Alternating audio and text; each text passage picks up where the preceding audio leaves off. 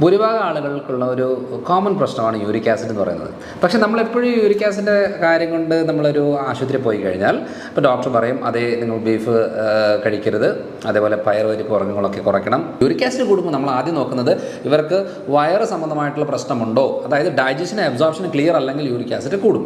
ഒരിക്കലും uric acid നിസ്സാരമായിട്ട് എടുക്കരുത്. ഇത് ലേറ്റസ്റ്റ് റിസർച്ചുകൾ പറയുന്നതാണ്, പഴയ മെഡിക്കൽ ടെക്സ്റ്റിലൊന്നും ഇതൊന്നുമില്ല. അതുകൊണ്ട് ഇപ്പോഴും ഒരു ഡോക്ടറെ അടുത്ത് ചെന്ന് കഴിഞ്ഞാൽ ഇപ്പോഴും യൂറിക് ആസിഡ് മരുന്ന് തരും എന്നുള്ളതല്ലാതെ ഈ ഒരു ട്രാക്കിൽ ചിന്തിക്കാനോ ചെയ്യാനോ പറ്റാത്തത് കൊണ്ടാണ് നമുക്കൊരു പെർമനൻറ്റ് സൊല്യൂഷൻ കിട്ടാതെ വരുന്നത്. Hello everyone, I am doctor Manoj Johnson, lifestyle physician, John Marian hospital, Pala. ഇന്ന് നമ്മൾ ഡിസ്കസ് ചെയ്യാൻ പോകുന്നത് ഭൂരിഭാഗം ആളുകൾക്കുള്ള ഒരു കോമൺ പ്രശ്നമാണ് യൂറിക് ആസിഡ് എന്ന് പറയുന്നത്.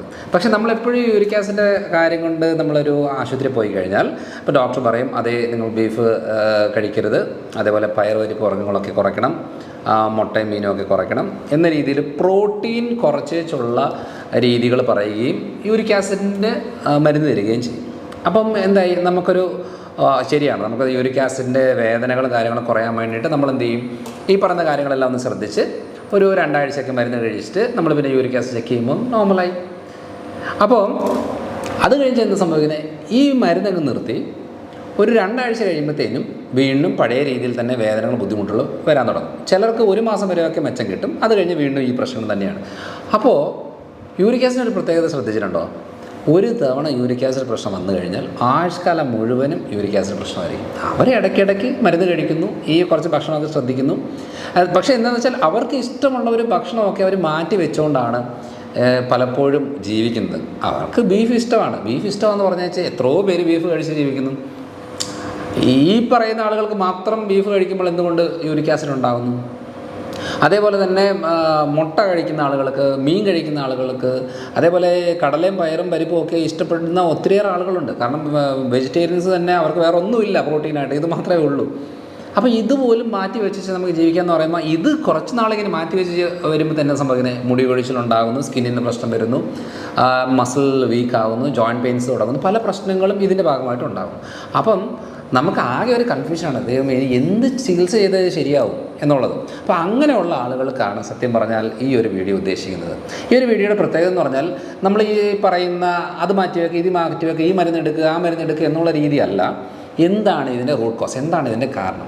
നമുക്കെല്ലാവർക്കും അറിയാം, പ്യൂരിൻ എന്ന് പറയുന്നൊരു പ്രോട്ടീൻ, അതായത് ഒരു പ്രോട്ടീൻ കോമ്പിനേഷനാണ് നമുക്ക് അതിൻ്റെ എൻഡ് പ്രൊഡക്റ്റാണ് യൂറിക് ആസിഡ് എന്നുള്ളത്.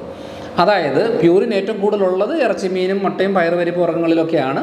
അപ്പോൾ അത് കഴിച്ചതിന് ശേഷം അതിൻ്റെ എൻഡ് പ്രൊഡക്റ്റായിട്ട് യൂറിക് ആസിഡ്, അത് യൂറിനിലൂടെ പുറത്ത് പോകേണ്ട ഒരു വേസ്റ്റ് പ്രൊഡക്റ്റ് നമ്മുടെ ബോഡിയിൽ തന്നെ അടിഞ്ഞു കൂടിയിട്ട് ജോയിൻസിൽ, ബ്ലഡിൽ കൂടുകയും ജോയിൻസിൽ അടിഞ്ഞു കൂടുകയും അതിൻ്റെ ഭാഗമായിട്ട് നമുക്ക് ജോയിൻറ്റ് പെയിൻസും സ്വെല്ലിങ്ങും കാര്യങ്ങളൊക്കെ ഉണ്ടാകുന്നതാണ്. അപ്പോൾ നമ്മൾ ഇത് കട്ട് ചെയ്യുമ്പോഴത്തേനും ശരിക്കും പറഞ്ഞാൽ ഇതൊരു ഒതുങ്ങും.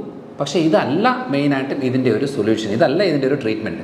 കാരണം മരുന്ന് എടുത്തിട്ട് കുറയ്ക്കുക എന്ന് പറയുന്നത് എളുപ്പപ്പണിയാണ്, നിർത്തുമ്പോൾ വീണ്ടും ഉണ്ടാകും, അപ്പോൾ വീണ്ടും ആയുഷ്കാലം മുഴുവനും എടുക്കേണ്ടി വരും. അപ്പോൾ നമുക്കൊരു ബേസിക്കായിട്ടൊരു മെക്കാനിസം മനസ്സിലാവുകയാണെങ്കിൽ പ്യൂരിൻ എന്ന് പറയുന്നൊരു പ്രോട്ടീൻ സത്യം പറഞ്ഞാൽ പ്യൂരിനുള്ള ഭക്ഷണങ്ങളിൽ മാത്രമല്ല, നമ്മുടെ DNA എന്ന് പറയുന്നത് അഡിനിൻ, ഗ്വാനിൻ, സൈറ്റോസിൻ, തൈമിൻ എന്നൊക്കെ പറയുന്ന ഈ പറയുന്ന ന്യൂക്ലിയോടൈഡ്സിനകത്ത് വരുന്ന കാര്യങ്ങൾ ഇത് പ്യൂരിനാണ്. അപ്പോൾ നമ്മൾ ഒരു ദിവസം എത്രത്തോളം DNA-കളാണ് ഒരു ദിവസം ചത്തുപോകുന്നത്? അപ്പോൾ ഓൾമോസ്റ്റ് ഒരു 300 ബില്യണിലധികം DNA-കളുടെ ഡെത്ത് നമ്മുടെ ശരീരത്തിൽ ഒരു ദിവസം ഉണ്ടാകും. അപ്പോൾ ഈ പറയുന്ന പ്യൂരിൻ കണ്ടൻറ്റുള്ള ഈ പറയുന്ന DNA-യിൽ ഇത് എല്ലാം യൂറിനിലൂടെ പുറത്ത് പോകേണ്ട ഒരു കാര്യമാണ്. പക്ഷേ ആർക്കൊക്കെ ഫാറ്റ് ലിവർ ഉണ്ട്, ഈ ഫാറ്റ് ലിവർ ഉള്ള ആളുകളിൽ ഇതെല്ലാം ലിവറിൽ വന്ന് ഡീടോക്സിഫൈ ചെയ്തിട്ട് യൂറിനിലൂടെ പുറത്ത് പോകേണ്ടതാണ്. പക്ഷേ ഫാറ്റ് ലിവർ ഉള്ള ആളുകളുടെ പ്രത്യേകത എന്താണെന്ന് വെച്ചാൽ ഈ പറയുന്ന യൂറിനിലൂടെ ഇത് പുറത്ത് പോകാതെ ബ്ലഡിൽ തന്നെ അടിച്ചുകൂടി ഇത് ബോഡിയിൽ തന്നെ കലക്റ്റായിട്ട് ഇത് ജോയിൻസിൽ വന്ന് അക്യുമുലേറ്റ് ചെയ്തിട്ടാണ് യൂറിക് ആസിഡ് കൂടുന്നത്. അപ്പം നമ്മൾ യൂറിക് ആസിഡ് മരുന്നെടുത്താൽ മാത്രം യൂറിക് ആസിഡ് മാറില്ല. കാരണം ഫാറ്റ് ലിവർ മാറാതെ, ഫാറ്റ് ലിവർ കുറയാതെ ഒരിക്കലും യൂറിക് ആസിഡ് പ്രശ്നങ്ങൾ മാറാൻ പോകുന്നില്ല. ഇനി അത് മാത്രമല്ല, നമ്മൾ ഏറ്റവും കൂടുതൽ ഇവിടെ നമ്മുടെ ക്ലിനിക്കിലൊക്കെ ഏറ്റവും കൂടുതൽ ഫോക്കസ് ചെയ്യുന്ന കാര്യം എന്ന് വെച്ചാൽ യൂറിക് ആസിഡിൽ നിന്ന് കൂടുക എന്ന് പറഞ്ഞ ഉടനെ ഞങ്ങളാരും വളരെ ഇറച്ചി മാറ്റിവെക്കുക, മീൻ മാറ്റിവെക്കുക, പയറുപരിപ്പ് മാറ്റിവെക്കുക എന്നുള്ളതല്ല പറയുന്നത്. യൂറിക് ആസിഡ് കൂടുമ്പോൾ നമ്മൾ ആദ്യം നോക്കുന്നത് ഇവർക്ക് വയറ് സംബന്ധമായിട്ടുള്ള പ്രശ്നമുണ്ടോ, അതായത് ഡൈജഷനും അബ്സോർപ്ഷനും ക്ലിയർ അല്ലെങ്കിൽ യൂറിക് ആസിഡ് കൂടും. രണ്ടാമത്തത് ഈക്കോലൈ ബാക്ടീരിയകൾ കുടലിൽ നല്ല ഗ്രോത്ത് ഉണ്ടെന്നുണ്ടെങ്കിൽ അത് യൂറിക് ആസിഡ് പ്രൊഡ്യൂസ് ചെയ്യും, അതിൻ്റെ ഭാഗമായിട്ട് യൂറിക് ആസിഡ് കൂടും. ഫാറ്റ് ലിവർ കണ്ടീഷൻ ഉണ്ടെങ്കിൽ അതിൻ്റെ ഭാഗമായിട്ട് യൂറിക് ആസിഡിനെ പുറത്തേക്ക് കളയാതെ അത് അടിച്ചു കൂടുന്നതിൻ്റെ ഭാഗമായിട്ട് യൂറിക് ആസിഡ് കൂടും. തൈറോയ്ഡ് റിലേറ്റഡ് കണ്ടീഷനിൽ മെറ്റബോളിസം സ്ലോ ആകുന്നതിൻ്റെ ഭാഗമായിട്ട് നമ്മുടെ പ്രോപ്പർ മെറ്റബോളിസം നടക്കാതെ വരുമ്പോൾ യൂറിക് ആസിഡ് കൂടും. അപ്പോൾ നോക്കുമ്പോൾ എന്താ, ഫുഡ് എന്ന് പറയുന്ന ഒരു കാര്യം എന്ന് പറയുന്നത് 20% കോൺട്രിബ്യൂട്ട് ചെയ്യുന്ന ഒരു കാര്യമാണ്. അതായത് നമ്മൾ ഫുഡ് മാറ്റി വെച്ചിട്ട് ഇതിനെ കുറയ്ക്കാൻ നോക്കിയാലൊന്നും കാര്യം നടക്കത്തില്ല. അത് വീണ്ടും എടുക്കുമ്പോൾ വീണ്ടും പ്രശ്നം ഉണ്ടാകാൻ കാരണം, അല്ലെങ്കിൽ ബീഫ് കഴിക്കുന്ന എല്ലാവർക്കും യൂറിക് ആസിഡ് വരട്ടെ അല്ലേ, അല്ലെങ്കിൽ മീൻ കഴിക്കുന്ന എല്ലാവർക്കും വരണം, പയറുപരിപ്പ് കഴിക്കുന്ന എല്ലാവർക്കും ഈ പ്രശ്നം വരണം, എല്ലാവർക്കും വരുന്നില്ല. അപ്പോൾ നമ്മൾ എന്ത് ചെയ്യണം, ഫാറ്റ് ലിവർ ക്ലിയർ ആക്കണമെന്നുണ്ടെങ്കിൽ നമ്മൾ കാർബോഹൈഡ്രേറ്റ് ആണ് കുറയ്ക്കേണ്ടത്, പ്രോട്ടീൻ അല്ല. നമ്മൾ പ്രോട്ടീൻ കുറച്ചുകൊണ്ടിരുന്നാൽ ആയുഷ്കാലം മുഴുവനും കുറച്ച് പോകും, മറ്റ് പ്രശ്നങ്ങൾ ഉണ്ടാകും എന്നുള്ളതല്ലാതെ ഹൈ കാലറി ഡയറ്റ് കുറച്ചെങ്കിൽ മാത്രമേ. കാരണം നമ്മൾ ഒരു ദിവസം ഒരു 800-ലധികം പേഷ്യൻസ് നമ്മുടെ പല സെൻറ്ററുകളിൽ വരുന്നതാണ്. നമ്മൾ ഈ സെയിം പ്രോട്ടോക്കോളാണ് നമ്മളിത് ഫോളോ ചെയ്യുന്നത്. അപ്പോൾ നമ്മൾ ആദ്യം പറയുന്നത് എന്താ, നിങ്ങൾ ഗ്രെയിൻ ഫ്രീയിലേക്ക് നിങ്ങൾ ഇറച്ചി മീൻ മുട്ട കഴിക്കുക, എന്നിട്ട് യൂറിക് ആസിഡ് കുറയുന്നത് നമുക്ക് നോക്കാം എന്ന് രീതി പറയുന്ന കാരണം എന്ന് വെച്ചാൽ നമ്മൾ ആ ഫാറ്റ് ലിവർ കുറയ്ക്കാൻ നോക്കുന്നതും ഡൈജഷൻ പ്രോപ്പറാകാൻ നോക്കിയിട്ട്, അതേപോലെ തൈറോയ്ഡ് ഫങ്ഷൻസൊക്കെ നന്നായിട്ട് ഫങ്ഷനിങ് ആയി വന്നു കഴിഞ്ഞാൽ ഓട്ടോമാറ്റിക്കായിട്ട് ബോഡി തന്നെ ഹീൽ ചെയ്തെടുക്കുന്ന ഒരു മെക്കാനിസമാണ് യൂറിക് ആസിഡ് എക്സ്ക്രീഷൻ എന്ന് പറയുന്നത്. അപ്പോൾ അങ്ങനെ ഫോക്കസ് ചെയ്തെങ്കിൽ മാത്രമേ മെച്ചം കിട്ടുള്ളൂ. അതായത് നമുക്ക് ലൈഫ് ലോങ് യൂറിക് ആസിഡ് വരാതെ നോക്കണമെന്നുണ്ടെങ്കിൽ നമ്മൾ ഈ പറയുന്ന ഇത് മാറ്റിവെച്ച് അത് മാറ്റിവെച്ച് ഗുളിക കഴിച്ചുകൊണ്ടിരുന്നതൊന്നും കാര്യം നടക്കത്തില്ല. യൂറിക് ആസിഡ് കൂടുന്നതിൻ്റെ ഭാഗമായിട്ട് ജോയിൻറ്റ് പെയിൻസ് ഉണ്ടാകും, ഉദാഹരണ പ്രശ്നം ഇറക്ടൈൽ ഡിസ്ഫങ്ഷൻ ഉണ്ടാകും, ഹാർട്ട് റിലേറ്റഡ് പ്രശ്നങ്ങൾ, ഹാർട്ട് അറ്റാക്കുകൾ, ബ്ലഡ് വെസൽസിൻ്റെ ബ്ലോക്കേജുകൾ, അതേപോലെ തന്നെ മസിൽ ക്രാംസ്, സ്ട്രോക്ക് റിലേറ്റഡ് ആയിട്ടുള്ള കാര്യങ്ങൾ, ഇതെല്ലാം യൂറിക് ആസിഡ് കൂടുമ്പോൾ ഉണ്ടാകുന്നതാണ്, അല്ലാതെ ജോയിൻറ്റ് പെയിൻസ് മാത്രമല്ല.